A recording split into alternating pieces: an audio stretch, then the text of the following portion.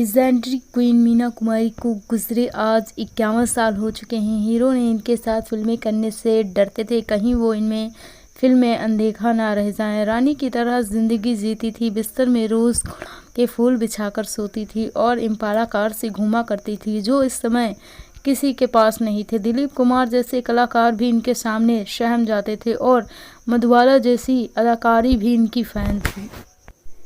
इन सब के बावजूद मीना की 38 साल की जिंदगी दर्दनाक रही। बचपन में पिता अनाथ आश्रम छोड़ आए तो कभी पति कमाल अमरोही के जुल्मों से ये शराब की आदी हो गई। इनके दर्द का अंदाज़ा इस बात से लगाया जा सकता है कि फिल्मों में रोने के लिए कभी इन्होंने ग्लिसरीन का इस्तेमाल नहीं किया। आंखों से गिरने वाला हर आंसू असली था। कभी पति के कहने पर उनके असिस्टेंट ने मीना को थप्पड़ मार दिया तो कभी बुरी नज़र रखने वाले डायरेक्टर ने बदला लेने के लिए इन्हें हीरो से 31 थप्पड़ पड़वाए। दोस्तों, अस्पताल की फीस के पैसे तक नहीं थे। कंगाल हाल और निराश अली बख्श की बेटी को अनाथ आश्रम छोड़ आए थे। घर आए तो पत्नी इकबाल बेगम के समझाने पर उनका दिल पिघल गया। कुछ घंटों बाद उनकी बेटी को वापस ले जाए और उनका नाम दिया मजहबी। मीना कुमारी पढ़ाई करना चाहती थी, लेकिन गरीबी के चलते ऐसा नहीं हो सका। जब थिएटर आर्टिस्ट अली बख्श के लिए घर चलाना मुश्किल हुआ तो वो 4 साल की मीना को सेट पर ले जाने लगे। एक दिन डायरेक्टर विजय भट्ट ने उन्हें अपनी फिल्म लेदरपेस 1939 में बतौर चाइल्ड आर्टिस्ट कास्ट कर लिया। पहली बार फिल्म में उन्हें 25 रुपए की फीस मिली थी।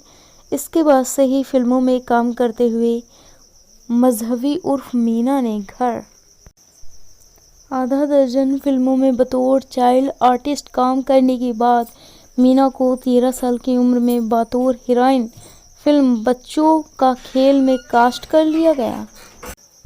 फिल्म रिलीज के 18 महीने बाद ही मां इकबाल बेगम के निधन से मीना बुरी तरह टूट गई।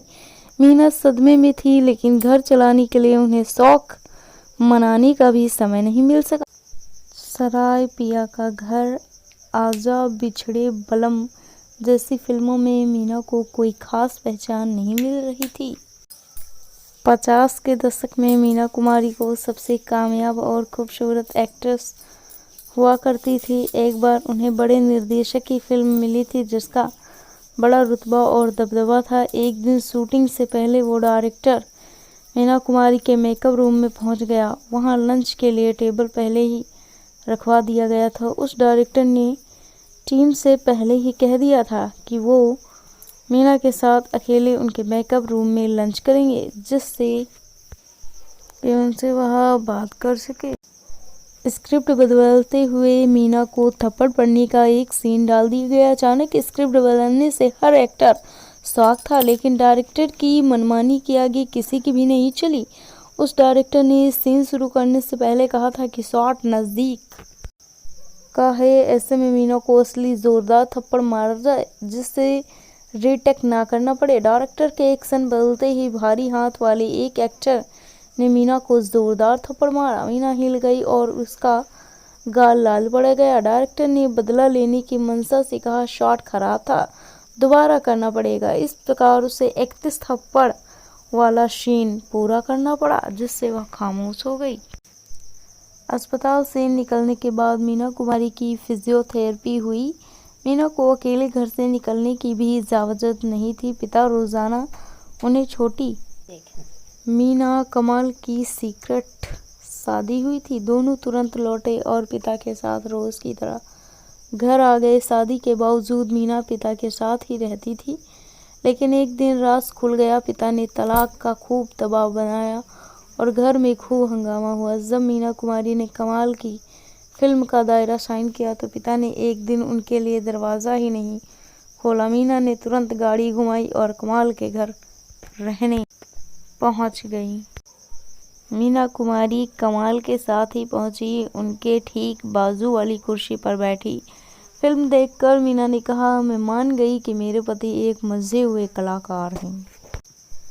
मीना कुमारी की आखिरी फिल्म गोमती के किनारे थी, जो उनकी मौत के बाद रिलीज हुई। सावन मीना की इतनी इज्जत करते थे कि उन्हें फिल्म में मीना नहीं बल्कि मीना जी के नाम से क्रेडिट दिया गया। अफसोस कि मीना ये फिल्म देख नहीं सकी। मीना की मौत सावन कई घंटों तक उनकी कब्र के पास बैठकर रोते रहे। Thanks for watching.